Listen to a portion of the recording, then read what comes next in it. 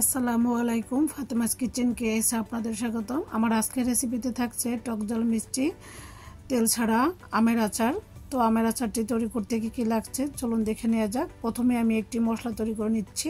4টি শুকনো মরিচ নিয়েছি 1 টেবিল চামচ পাঁচফোড়ন, 1 চা চামচ গোটা ধনিয়া। এখন আমি মিডিয়াম আছে 2-3 মিনিট মশলাগুলো খুব ভালোভাবে হালকা ভেজে নিব। মোট কথা মশলাগুলো মচমচে করে নিব। এই তো দেখতে পাচ্ছেন মশলাগুলো আমার ভাজা হয়ে গিয়েছে। এই পর্যায়ে আমি নামিয়ে ব্লেন্ড করে নিব। এখানে 4টি কাঁচা আম নিয়েছি।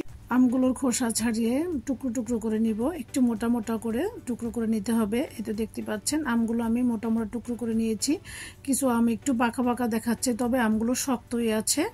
এই আমগুলো হচ্ছে কাঁচা মিঠা আম। এখন আমি 1 টেবিল চামচ লবণ দিয়ে দিচ্ছি কেটে রাখা আমের মধ্যে। দিয়ে দিব এখানে 1.5 কাপ পানি। এখন আমি আমগুলো খুব ভালোভাবে নেড়েচেড়ে লবণের সঙ্গে মিশিয়ে 2 ঘন্টার জন্য ভিজিয়ে নিব। আপনারা চাইলে এখানে চুন দিতে পারেন, ওই যে পান খাওয়ার চুনটা আছে না সেটা। এখানে লবণ বা চুনের পানিতে এভাবে ভিজিয়ে রাখলে আমগুলো কুক করার সময় খুব সহজে খুলে যাবে না, আমগুলো একটু শক্ত শক্ত হয়ে যাবে, এতে করে কুক করতে ভালো হবে। এতো আমি ফিরে আসছি 2 ঘন্টা পর। আমগুলো আমি তুলে নিচ্ছি। এরপরে আমগুলো আমি আরো ভালোভাবে ক্লিন করে পানি ঝরিয়ে নিব। এতো দেখতে পাচ্ছেন আমগুলো খুব ভালোভাবে পানি ঝরিয়ে নিয়েছি। এখন আমি একটি তাইলের সাহায্যে আমগুলো খুব ভালোভাবে মুছে নিচ্ছি। এরপরে আমি আরো 30 মিনিট এভাবে ছড়িয়ে ফ্যানের বাতাসে শুকিয়ে নিয়েছি। মোট কথা আমের গায়ে কোনো রকমের পানি থাকা যাবে না। তো এখন চলুন কিচেনে চলে যাই। এখানে একটি হাঁড়ি নিয়েছি। হাঁড়ির মধ্যে আমি দিয়ে দিব ওই যে আগে থেকে কেটে ধুয়ে শুকিয়ে রাখা আমগুলো। এই তো সবগুলো আমি ঢেলে দিয়েছি। এখন আমি এখানে 1 কাপ চিনি নিয়েছি। আমি সম্পূর্ণ চিনিটা ব্যবহার করব না, যেহেতু আমার আমগুলো কাঁচা মিঠা। তো আপনারা আপনাদের স্বাদ অনুযায়ী চিনিটা ব্যবহার করবেন। এখানে আমি 1 কাপ চিনি ব্যবহার করেছি। দিয়ে দিয়েছি 1 টেবিল চামচ লাল মরিচের গুঁড়া, 1/2 টিস্পুন হলুদের গুঁড়া, স্বাদ মতো লবণ। এখন সবকিছু খুব ভালোভাবে নেড়েচেড়ে মিশিয়ে নিব। এই পর্যায়ে চুলার আঁচ হাই হিটে আছে। কিছুক্ষণ নাড়াচাড়া করার পরেই দেখতে পাবেন চিনিটা গলে পানি বের হয়েছে।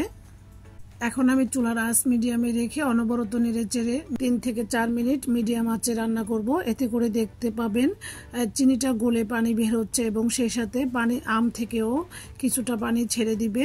সবকিছু মিলিয়েই যে পানিটা বের হবে এটার মধ্যে আমি মিডিয়াম আঁচে পুরো আচারটা করে নিব। এখানে কোনোভাবেই পানি দেওয়া যাবে না।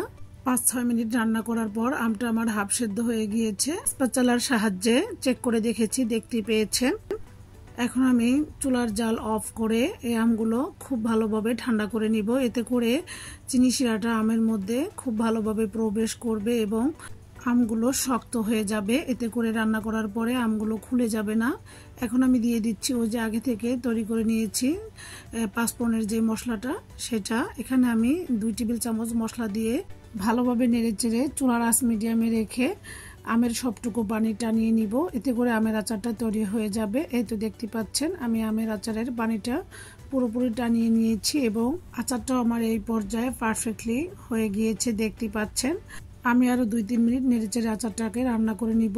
এই আচারটা তৈরি করে বেশি দিন সংরক্ষণ করে রাখতে চাইলে এখানে 3 টেবিল চামচ সাদা ভিনেগার দিয়ে দিবেন।